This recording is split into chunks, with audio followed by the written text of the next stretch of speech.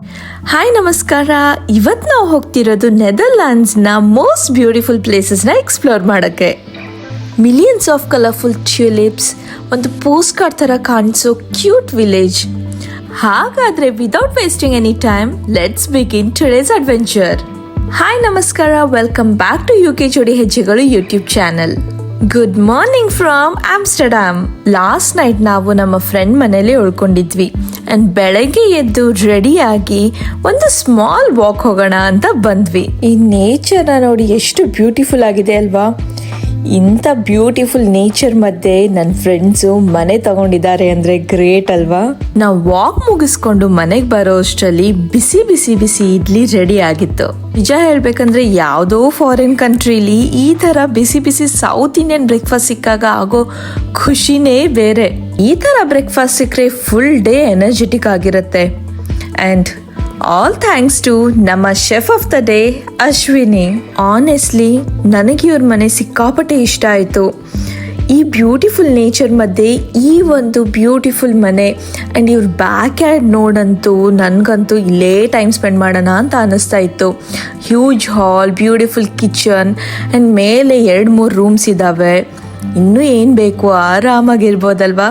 So ನಂಗೆ ನಿಜವಾಗ್ಲೂ ಇವ್ರ ಮನೇಲಿ ಇಲ್ಲೇ ಟೈಮ್ ಸ್ಪೆಂಡ್ ಮಾಡೋಣ ಅಂತ ಅನ್ನಿಸ್ತಾ ಇತ್ತು. ಬಟ್ ಏನು ಮಾಡೋದು, ನಮ್ಮ ಜರ್ನಿ ಕಂಟಿನ್ಯೂ ಆಗಬೇಕಲ್ವಾ? ಸೊ ನಾವು ಹೊಟ್ಟೆ ತುಂಬ ಇಡ್ಲಿ ತಿಂದು ಫುಲ್ ಎನರ್ಜಿ ಜೊತೆಗೆ ನಮ್ಮ ಇವತ್ತಿನ ಫಸ್ಟ್ ಡೆಸ್ಟಿನೇಷನ್ ಕಡೆಗೆ ಹೊರಟ್ವಿ.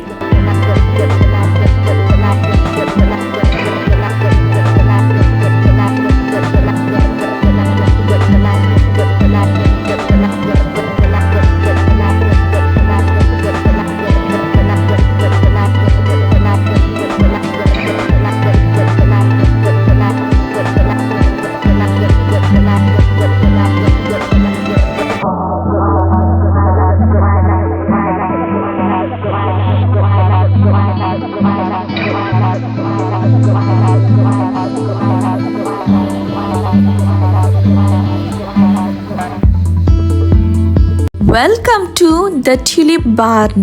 ಇಲ್ಲಿಗೆ ಬರೋಕ್ಕೆ ನಾವು ಟಿಕೆಟ್ಸ್ನ ಆಲ್ರೆಡಿ ಆನ್ಲೈನಲ್ಲಿ ಬುಕ್ ಮಾಡಿದ್ವಿ. ಸೊ ಎಂಟ್ರೆನ್ಸಲ್ಲಿ ನಮ್ಮ ಕೈಗೆ ಸ್ಟ್ಯಾಂಪ್ ಹಾಕಿ ಒಳಗೆ ಬಿಟ್ರು. ಒಳಗೆ ಬಂದಮೇಲೆ ಒಂದು ಎಕ್ಸ್ಪ್ರೆಷನ್, ವಾವ್!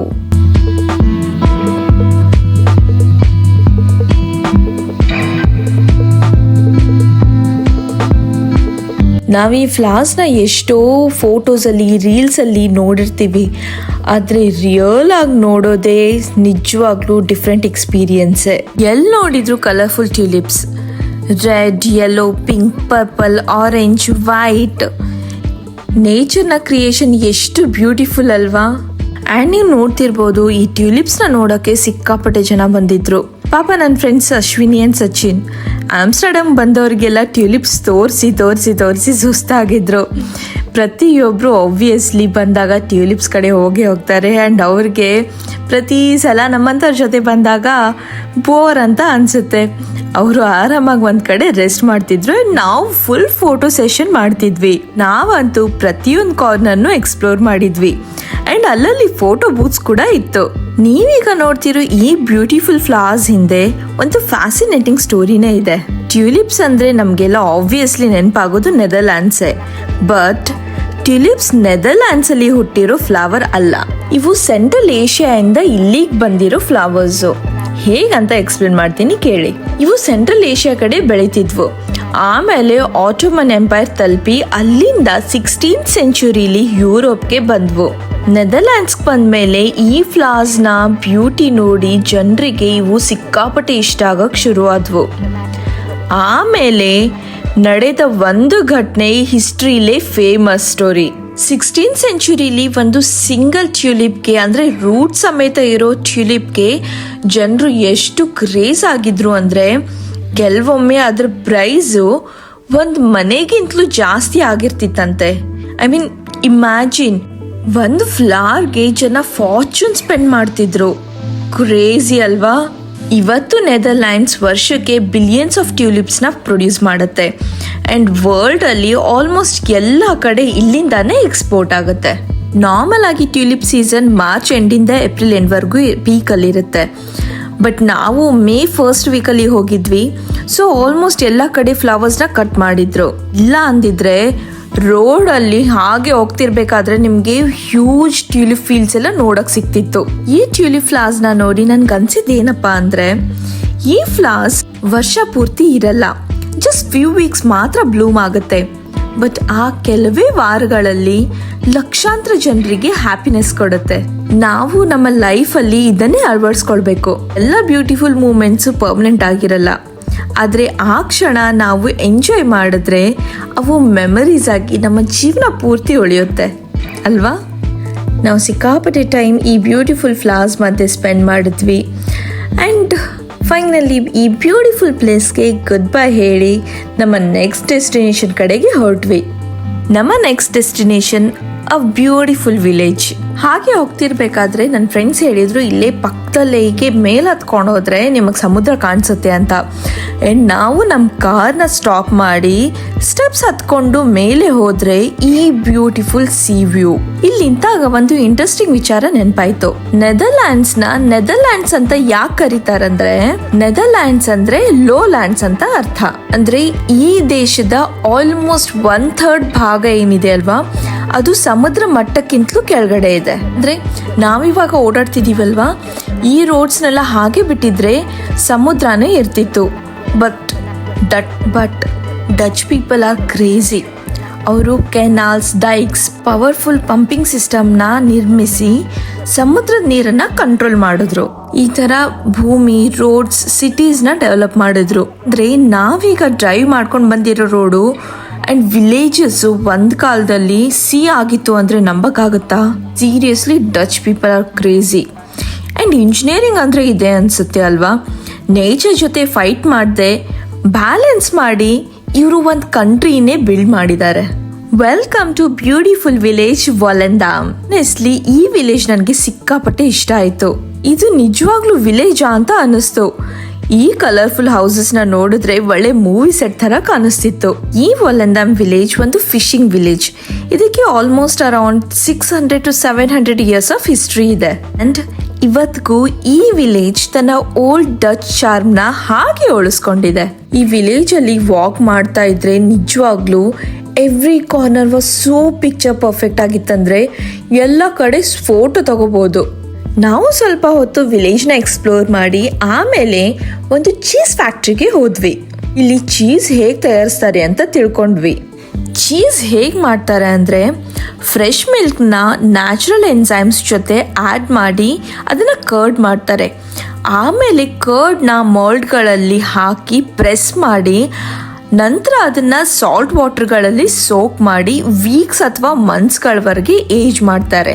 ಚೀಸ್ನ ನಾವು ಎಷ್ಟು ಏಜ್ ಮಾಡ್ತೀವೋ, ಎಷ್ಟು ಅದು ಮೆಚ್ಯೂರ್ ಆಗುತ್ತೋ ಅಷ್ಟು ರಿಚ್ ಫ್ಲೇವರ್ ಆಗುತ್ತಂತೆ.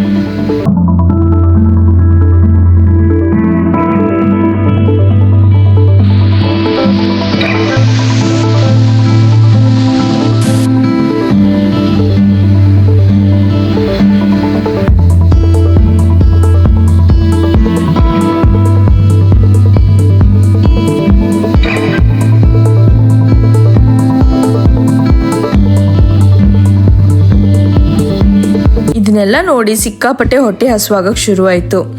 ಆಮೇಲೆ ನಾವು ಪಕ್ಕದಲ್ಲೇ ಇರೋ ರೆಸ್ಟೋರೆಂಟಲ್ಲಿ ಲಂಚ್ ಮುಗಿಸ್ಕೊಂಡ್ವಿ.